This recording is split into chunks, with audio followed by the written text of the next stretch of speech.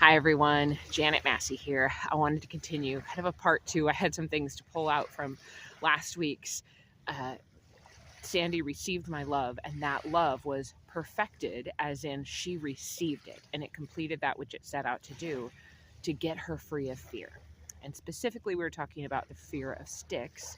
She was afraid of pretty much everything, but sticks continued the longest and were the most significant. And so it was just an easy example. And she received my love and decided to trust me, and I was steady, and she let it change her. What I really wanted to point out in that, and I should say again, God loves us. Like, I would have loved her even if she never got over the fear of sticks, right? Like, I would have continued to love her. But it was so beautiful to watch her actually receive my action of love and let it set her free. So beautiful. God loves watching you actually receive his love he has for you and take hold of it and let you change it and let it cast out all fear. But he loves you either way. But what I really wanted to pull out in that was that my love is an action, not a feeling. My love action for Sandy to get her over the fear of sticks was initially, get her away from, like, if a 1-year-old's hitting her with a stick, pull her away or stop the kid, whatever, and so protection and comfort. I would put her on my left shoulder. I would tell her it's okay. We did that enough times. It was this consistency. She relied on the faithfulness, the steadiness of me, not saying I'm perfect, but in that, like, that was steady and sure, like, okay, this goes better. All right, I'll rely on this. If I just laid her there and kept her there and that's all we did, that would actually really be coddling her. Love actually wants her to grow past the fear. And so I would comfort her, get her back connected, present, right? Because if she was just fully shut down, she wasn't going to engage in anything anyway. So I'd kind of, okay, you're there. Yes, you're engaging with me. All right, now we're going to go back up and interact with those sticks in some way. So I did it different ways. A lot of times it would be like an adult with a fishing pole or an adult with a shovel or something. And I would, if that adult seemed friendly enough, I would ask them if they had a moment and I could bring Sandy up and let her sniff their stick, whatever it was, right? And sometimes it was rough because as she went along, she started actually barking and stuff. But early on, it was just, she was so scared. But I got to show her and get her close enough that if she actually got to sniff, if she got just barely close and we retreated, then it was almost like, see, it's scary. But if I got her all the way through to pass that fear, not the far enough away she was just more confirmed that it was terrifying, but all the way up where she could sniff it and realize, oh, that's not going to kill me. Okay.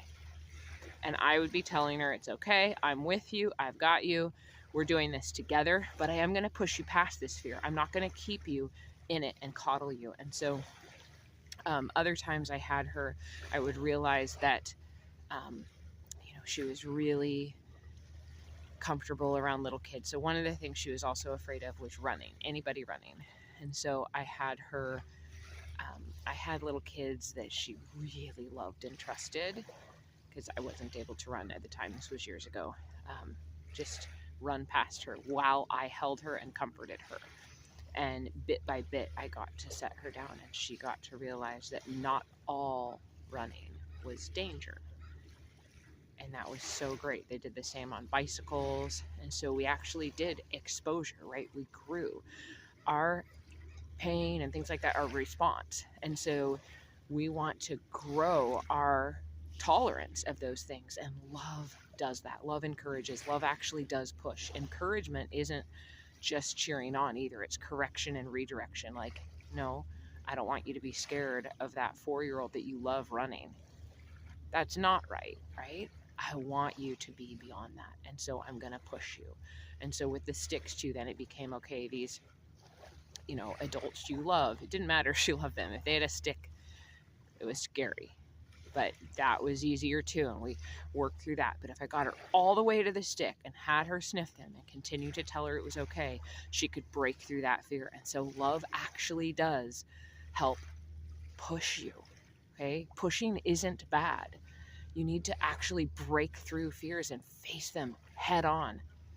So that's what I wanted to bring out. Love isn't just coddle, stay in victim, you're a victim, and let me stroke your victimhood and help you. I understand there's victim and perpetrator, right? But we don't need to stay in that as an identity, right? There's justice, but not an identity. That's all I'm talking about. I understand there's victim and perpetrator, but identity, it's like, no, I'm more than conqueror, I'm loved. And so I'm going to encourage you to break past that. God is too.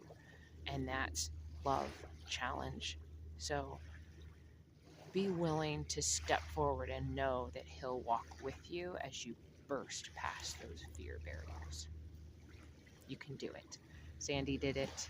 She did fantastic. She never ever went into shutdown in her later years. She never wore her anxiety wrap. She she would react, right? We have awareness, we react, we bark, and then she would check in with me. Oh, it's okay? That's okay? All right. That person seems scary. Let me go sniff them. On the other hand, there were actually people that I realized, she's right. We need to leave. This is not a safe situation, right?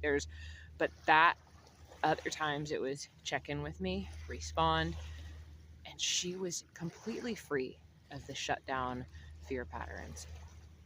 So trust God, walk forward, step forward, be willing to be pushed past your comfort zone, because then you can be with the comforter and have comfort in him, not your circumstances, but in him, no matter what's going on. And there is freedom there. Okay. So janetmassey.com. If you want to join us, practice being present and consistent in the Align membership, just come to our word and worship sessions and stuff and other things to just dwell in his presence and word. Have a wonderful day.